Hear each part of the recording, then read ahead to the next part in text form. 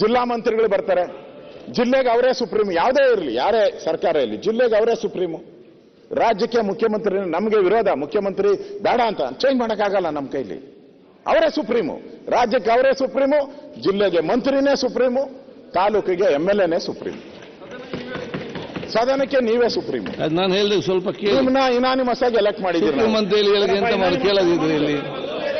ಸರ್ವಾನುಮತದಿಂದ ನಿಮ್ಮನ್ನು ಎಲೆಕ್ಟ್ ಮಾಡಿದ್ದೀರಿ ನಾವು. ನೀವು ಆ ಕಡೆನೇ ತಿರುಗ್ತೀರಿ, ಯಾಕೋ ನೋಡಿದ್ರೆ ಗೊತ್ತಿಲ್ಲ, ಆ ಕಡೆನೇ ತಿರುಗ್ತಾ ಇರ್ತೀರ. ಸರ್ವಾನುಮತದಿಂದ ನಿಮ್ಮನ್ನು ಎಲೆಕ್ಟ್ ಮಾಡಿರೋದು.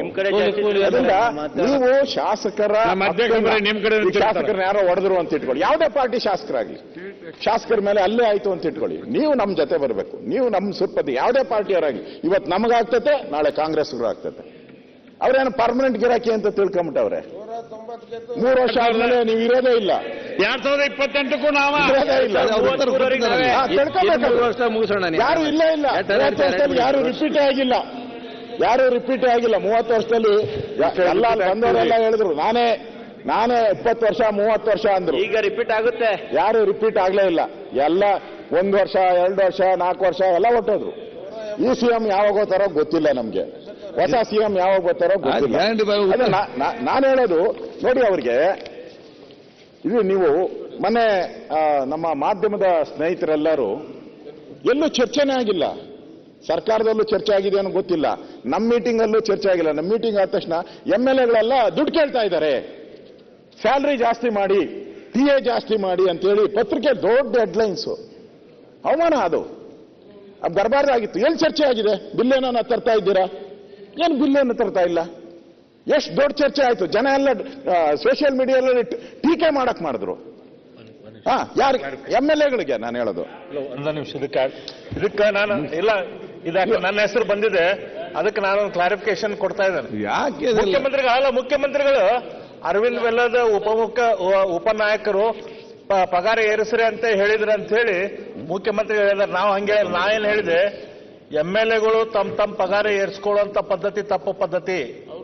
ಇದು ಜನ ಎಲ್ಲ ನಮ್ಮನ್ನ ಬೈತಾರ, ಜನ ಎಲ್ಲ ನಗ್ತಾರ ನಮ್ಮನ್ನ ನೋಡಿ, ಹಾಗಾಗಿ ನಮ್ಮ ಪಗಾರ ನಾವು ಏರಿಸ್ಕೋಬಾರ್ದು. ಅದಕ್ಕೂ ಕೂಡ ಒಂದು ಕಮಿಟಿ ಮಾಡ್ರಿ, ಆ ಕಮಿಟಿ ಅದನ್ನು ಪರಿಶೀಲನೆ ಮಾಡ್ಲಿ ಅಂತ ಹೇಳಿ ನಾನು ನಿಮ್ ಮುಂದೆ ಹೇಳಿದ್ದೆ. ನಾ ಪಗಾರ ಏರಿಸ್ರಿ ಅಂತ ಯಾವಾಗೂ ಹೇಳಿಲ್ಲ. ಹಾಗಾಗಿ ಅದನ್ನ ದಾಖಲೆ ಎಲ್ಲ ಸರಿ. ನಾನು ಹೇಳೋದು ಈಗ ಅಧ್ಯಕ್ಷರಿಗೆ ತಮ್ಮ ಅಧ್ಯಕ್ಷತೆಯಲ್ಲಿ ನಡೆದಂತ ಹಾಗೂ ಸನ್ಮಾನ್ಯ ಕೆಳಮನೆಯ ಮೇಲ್ಮನೆಯ ಅಧ್ಯಕ್ಷರು ಇದ್ದಂತ ಆ ಕಮಿಟಿ ಮೀಟಿಂಗ್ನೊಳಗ ಈ ವಿಷಯ ಪ್ರಸ್ತಾಪ ಆಯಿತು. ಯಾರು ಪ್ರಸ್ತಾಪ ಮಾಡಿದ್ರು, ಯಾರು ಅದ್ರ ಬಗ್ಗೆ ಹೇಳಿದ್ರು, ಯಾರು ಕೇಳಿದ್ರು ಅನ್ನೋದನ್ನ ಈ ಸಂದರ್ಭದಲ್ಲಿ ಹೇಳೋದು ನಂದು ಸರಿಯಾದ ನಿಲುವು ಆಗೋದಿಲ್ಲ. ಒಂದ್ ಸೆಕೆಂಡ್ ಕೇಳಿ, ನಾನೇ ಇದನ್ನ ಪ್ರಸ್ತಾವನೆ ಮಾಡಿದೆ, ಡೈರೆಕ್ಟ್ ಆಗಿ ಬೇಡ, ಒಂದು ಕಮಿಟಿ ಮುಖಾಂತರ ಮಾಡಿ ಅಂತ ಹೇಳಿದೆ ಅಂತ ಅವ್ರು ಹೇಳ್ತಾ ಇದಾರಲ್ಲ. ಆದ್ರೆ ಅವತ್ತು ಚರ್ಚೆ ಆಯ್ತು, ಕೆಲವು ಶಾಸಕರು ಇದನ್ನು ಪ್ರಸ್ತಾಪ ಮಾಡಿದ್ರು, ಇಷ್ಟು ವರ್ಷದಿಂದ ಆಗಿಲ್ಲ ಅಂತ ಹೇಳಿದ್ರು.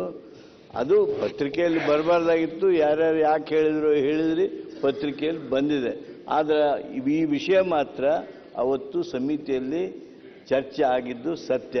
ಅದಕ್ಕೆ ತಾವು ಅಧ್ಯಕ್ಷತೆಯಲ್ಲಿ ಆ ಸಭೆ ನಡೆದಿತ್ತು. ಮಾನ್ಯ ಮೇಲ್ಮನೆಯ ಅಧ್ಯಕ್ಷರು ಸಹಿತ ಆ ಸಭೆಯಲ್ಲಿ ಹಾಜರಿದ್ದರು.